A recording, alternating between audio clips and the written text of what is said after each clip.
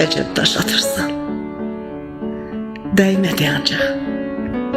Attığın taşlara değip kayıttım. Daşın da başıma düşmedi, küstüm.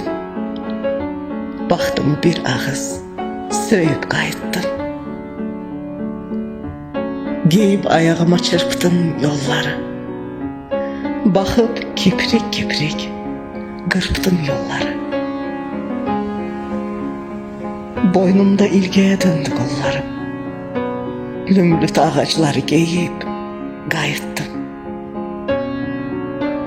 Şehire çevrildi yağışın sesi. Bir adam tapmadım şehirde yesi. Daş mısan? Bir dille yürek yesi.